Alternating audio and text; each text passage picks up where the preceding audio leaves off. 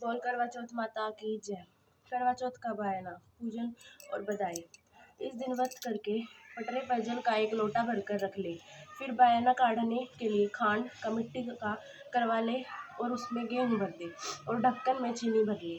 उस पर 1 रुपये रख दो। रोली, चावल, गुड़ आदि से श्री गणेश जी का पूजन करें। इससे पहले करवे पर रोली से सतिया काट कर 3 बिंदी लगाए। फिर 3 गेहूं के दाने हाथ में लेके कहानी सुने।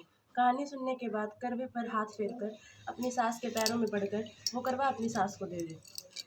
इसके बाद 3 गेहूं और पानी का लोटा अलग रख ले और रात्रि को जब चंद्रमा निकल आए तो चंद्रमा को अर्घ देकर बाद में भोजन कर ले। यदि बहन या पुत्री कहीं दूर बाहर रहती है तो करवा गेहूं चीनी सहित 1 रुपया नकद रखकर उसके पास पहुंचा दे। कहाँ लगा आऊं अरे तोहे नारियरे के बिरवा रामचंद्र जी के सिजरिया बहुअसी आजी की गोद। करवा चौथ की कहानी।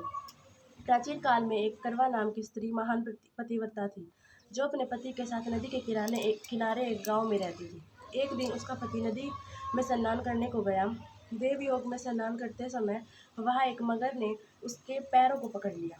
तब वह मनुष्य करवा करवा करके अपनी पत्नी को चिल्ला चिल्ला कर पुकारने लगा।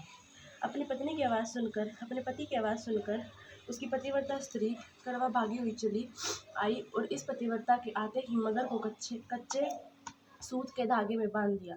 मगर को बांधकर वह अपने पतिव्रत धर्म के बल से यमलोक में पहुंचकर यमराज से बोली, हे भगवान, मेरे पति को मगर ने पकड़ लिया है। इस अपराध में आप अपने बल से मगर को नरक में डाल दो।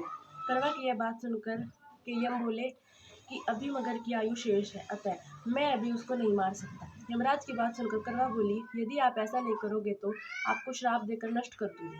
करवा की यह बात सुनकर यमराज भयभीत हो गया।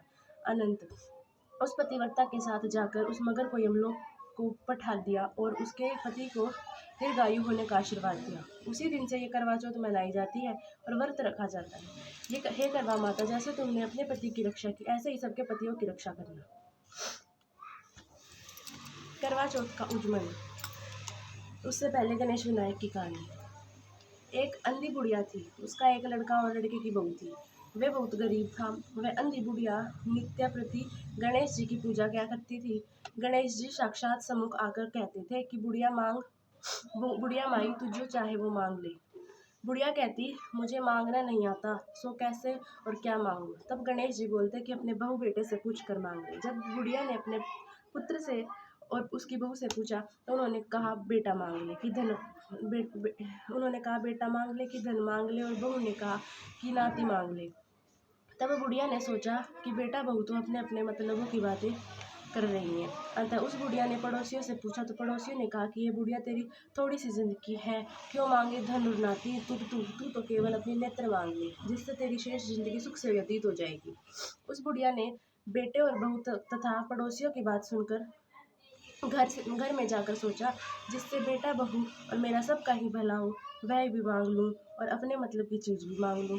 जब दूसरे दिन श्री गणेश जी आए और बोले, बोल बुढ़िया माई क्या मांगती है, हमारा वचन है जो तू मांगेगी सो ही पाएगी। गणेश जी के वचन सुनकर बुढ़िया बोली, हे गणराज, यदि आप मुझ पर प्रसन्न हैं तो मुझे 9 करोड़ की माया दे, निरोगी काया दे, अमर सुहाग दे, आँखों का प्रकाश दे, नाती पोता दे और समस्त परिवार को सुख दे और अंत में मोक्ष दे। बुढ़िया की बात सुनकर गणेश जी बोले, बुढ़िया माँ, तूने तो मुझे ठग लिया।